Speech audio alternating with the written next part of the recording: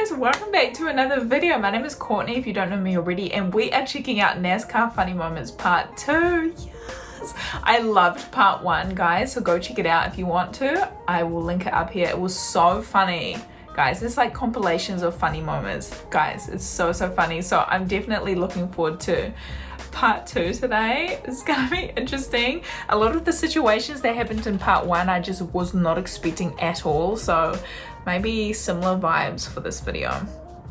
We shall see. Guys, thank you so much for clicking into today's video. Thank you so much for joining me. Subscribe if you haven't already, and let's get into Part 2 of NASCAR Funny Moments. Here it is. The beautiful countryside of Sonoma, California is the setting for Fox Sports' last Winston Cup race of the season. Today is America's Best, if that's what you want to call it, tackle the tricky road course here at Infineon Raceway. You're looking at the Hollywood Hotel, where usually you'll find some famous former driver, maybe a famous former crew chief, and some other guy hosting the pre-race show. But frankly, we're tired of them, so we've taken over for a while. Good afternoon. I'm Kevin Harvick, and he's Dale Earnhardt Jr. And Jr., have you figured out how to conquer this place yet? Well, I'm still looking for that shortcut that I think Gordon and guys are taking, but it's getting better. We're running a little bit better this weekend than we had here in the past, but just looking around here, I've been finding some interesting stuff. Super hold hairspray. I wonder whose this is. I think Hammond and Myers, they comb each other's hair. Yeah, this is what you don't see off the camera. Right. They got any makeup down there? No, but I did find a hairbrush that was full of hair. It must be Hammond's. It's a small brush. Yeah. Yo, these trolls. For their head? Yeah, I don't know. I don't know. I know that this broadcast stuff isn't as hard as they make it out to be, because with all the stuff on these cue cards, you don't need to know a damn thing about NASCAR. You just use these cards and you can know anything in the past. So it's all right. These guys, they don't do anything. Yeah. Two right side tires. The crew wanted to go ahead and take time under the caution and put two right side tires. Earnhardt is the one who made the ultimate call. He said no. He said, I can't afford to lose one spot on the racetrack. It's so tough to pass out there. I can't afford to lose any time. So no tires, gas only, and they were gone. What? Dale Earnhardt has pulled ahead of the pace car. What's going on? Playing with Elmo. He loves to play with Elmo. Sometimes you get behind him, bump him, and do all kind of things. Elmo, he just sits there and takes it in stride. And now that Earnhardt's got back in line, Elmo gave him the okay sign. Martin Truex Jr. is going to be aggressive. Denny Hamlin out front. Aggressive goes around. All right, thank you, Jack. Well, the pace car, we understand, has been stolen. The officials are not driving this thing, and somebody has actually gotten into the pace car and stolen it. No, there are at least two policemen on motorcycles, plus this car, that are pursuing the pace car right now. Is this for real? And up till now, the pace car has or is not this like been a caught. publicity stunt? There coming off of turn number 4 has scored the flyover, and we think there is some unusual drama occurring here. There's no way. Let's see what happens when he gets to the roadblock. Why would they leave a try to gap go there? through it, or will Why he would they stop leave and be It's captured? such a big gap. And I guess he's going to stop. Well, this is certainly Well, I've heard the story of that man who makes a living by going around crashing parties, but this is certainly a first. And you can Is see this for the crowd real? standing and applauding the officials who finally have captured this thief. It has been a bizarre day. We underwent a period of about 10 minutes. And we're going to have a bit of a delay here in qualifying. Why, you ask? Well, it's almost the 1-year anniversary of the groundhog getting loose at Michigan during Xfinity practice. I know you guys remember that. So cute. Today we have a fox playing a role at Pocono. I can't take credit for this. It comes from our producer, Pam Miller. But remember, the Xfinity Series race with all drivers doing the broadcast is on Fox. He just went into the wall. Does that make that a foxhole? I think it does make it a foxhole. What in the world is happening here? They're fleshing him out. They're trying to scare him out. Look, they've got a net hanging over the end of the fence where he went in. And see what these seats cost. That's a really good place to watch qualifying. He was just enjoying. He knew it was single car runs, and he knew it was pretty much slowest to fastest, so he was just enjoying it. He's chilling. How's he so relaxed? Cute, if you ask me. Super cute. Not bothering us so. He's so relaxed. A little bit. He has no idea. Second practice. What do you think about that Pennzoil Chevrolet? Can you put it on the pole? Wait a minute. Well, Matt, I think the car's... That's not Matt. Matt Yoakum. No, I'm Matt Yoakum, superstar reporter. Look. See? Got a belt. Power Ranger Matt. But no. How's your car? Let me get a pen, and I'm going to start taking notes of who I need to pay back. Superstar reporter. I don't get Kevin. Kevin. Hey. Whoa. Look at my hair. And I have more hair than that. A lot more hair. Oh, I see. But see, if Kevin, if that road game would start working for Kevin, then look. Here's what I am Matt Yoakum. Here's what I want to know, Kevin. Here's what I want to know, Kevin. Ben's old car's running real good all day long. I think all the boys back at the shop. All right. like one of those pro wrestling matches, we'll declare this out of control.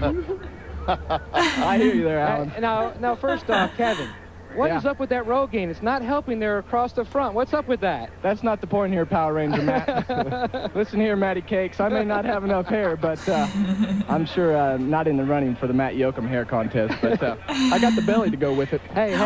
I told you, Simpson just had the wrong measurements. Damn. That's his story, and he's sticking to it. Matt Yoakum, I went to Halloween like this, and I didn't get any candy. Nobody would give me any candy. I don't know if I was too scary or because my they belly knew was you too were an big. imposter. Yeah. Kevin, they probably saw that stomach The and shade said, is whoops, he too doesn't real. need any candy. I think I didn't shave and didn't put enough makeup on. That's the problem. Now, I told you, Kevin. Snyder's the one that wears the makeup, not me. We're dressed for pit road. I'm with Kevin Harvick. Can you see Larry Mack over there? He's like wearing a nice shirt. He's way too, there he is, way too dressed up for pit road, isn't he, Kevin? Way too dressed up. Yeah, he's definitely dressed well. He looks good, though. You might need some sunscreen on your hands right now. Sunscreen? Well, I think the whole... I have the same problem. What a mess. Go, Larry. Go, Larry. I didn't think my butt was flipped the right way, but I've been thinking that for 10 years. It's not. Now we hear you talking, and you're not supposed to be talking. I'm everywhere down here. Guys, I'm with Ryan Newman. Ryan, you were 20th quickest in practice. Looks like you guys maybe made a little bit of a mock qualifying run there near the end. We did. It started raining on my qualifying lap. On my outlet qualifying lap. Through 1 and 2 that I ran. I backed off a little bit, but I don't really know exactly. Were you making fun of my big forehead a while ago? No, you're talking about Lindsay being blonde. I said, well, I really can't tell what you are.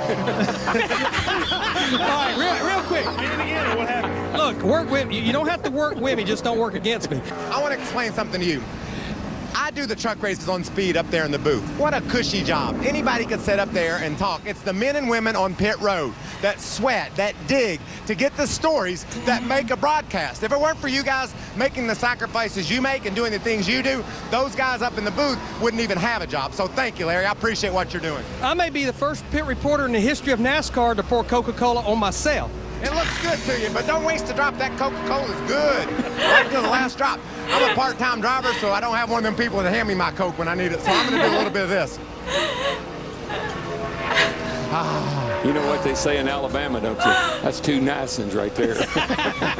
Bill Elliott, 6 poles, 7 wins. The Wood Brothers, 11 wins. 18 wins total. That's some pretty solid numbers. Guys, I found a hat just for the record. I'm feeling better. Thank you, Dudley Do-Right. This is Larry Mack's last driver to interview. I'm done. Y'all can pick on somebody else. I'm out of here. Bye-bye. Go to the garage. Go to the garage, Larry. I can't hear you. Please don't.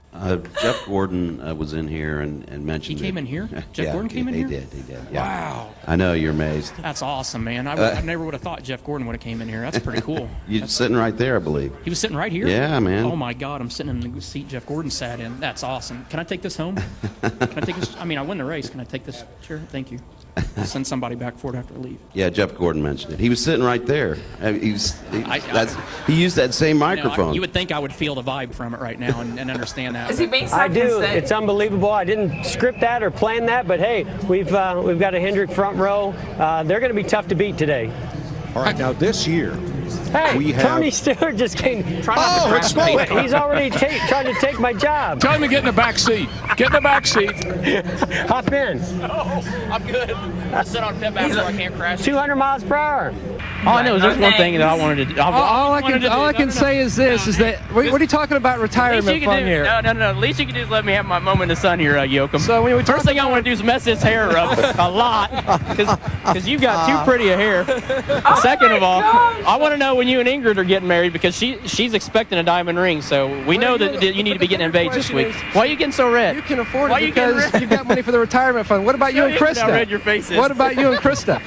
She's doing great. She's waiting on me to leave. But what about a ring for Krista? Hold me up, and I want to leave. I've got her ring. Don't worry. I'll take. Well, when are you going to give it? I've given her to her once, and I screwed up and took it back. But what about this time? Most likely, I'm going to beat you to it. Your yoke's looking awful good. How about that? I tell you what, why don't we just go to Vegas? I'm going to Vegas tonight. Why don't you and I both go? We'll go pick up Ingrid, and we'll both get married tonight. Well, he certainly has a lot of extra. Scared, man. Let's go back to you, Alan. Greg Biffle is the lucky dog. He'll come around and be the 33rd car on the lead lap. I'm telling you, Stewart's bored. When you start bump drafting the pace car, he's looking for some fun. Oh, it's a pace car again. Pace car driver is Brett Bodine. Smiling. Oh, yeah, he's having a big time. Dang! Pace car. NASCAR has asked Tony to back off a little bit, and he did. Take their foot off the accelerator. Is he trying to make Brett loose? Is that what he's trying to do? He was trying. It would have been done. I think he's trying to scratch the paint job. Oh, don't do that. Jeez Louise. Hey, some of those Tony Stewart fans would love to buy a Corvette that's been right. Tony Stewart. Right. So I assume it's like a cultural thing in the NASCAR. I don't know, environment. Culture. I don't know. You know, in the NASCAR world, I guess is what I was trying to say. I guess it's like a cultural thing in the NASCAR world is like the commentators kind of like make fun of each other and kind of shit on each other and throw shade, which is really funny. I'm like, damn, that's so ruthless. Holy shoot, the first clip was definitely the most ruthless, I think. Talking about, yeah, they don't do anything, like they don't even know NASCAR, they just have to read off these little slides or their little pieces of card. Oh, where's my makeup? Oh, my hair's like, dang. But yeah, a lot of those I didn't understand. I didn't understand the pace car and things like that, but feel free to explain them down below. I love it. I love the banter. I love the banter. So yeah, guys, thank you so much for watching with me today. There was a lot more that I didn't understand though in this video, which is kind of disappointing for me, but hopefully you guys can teach me about certain moments in the comments down below. Yeah, because I feel like part one, it was more like animals on the track or a lot of things that I could understand a lot easier for someone who's not familiar with NASCAR. So yeah, I definitely preferred part one. There were definitely some funny moments in part two for me as like an outsider though, so I definitely still appreciated the video. But yeah, I feel like I'm missing out. There's so many things I didn't understand. I'm missing out on the funny parts, you guys. But let me know what you guys thought down below, and if you want to teach me about any of these moments for me to understand, definitely feel free. I think people who understand NASCAR will understand all of these situations. So guys, thank you so much for watching with me today. I hope you enjoyed, and oh, it's a piece of fluff. Hope you enjoy. Subscribe to the channel if you haven't already, and I will see you all in my next video. Bye guys. At the store, control on the smoke. They tell me to quit, don't listen what I'm told. They help me forget that this world is so cold. I don't even know what I'm chasing no more. Tell me what I want, just keep searching on. It's never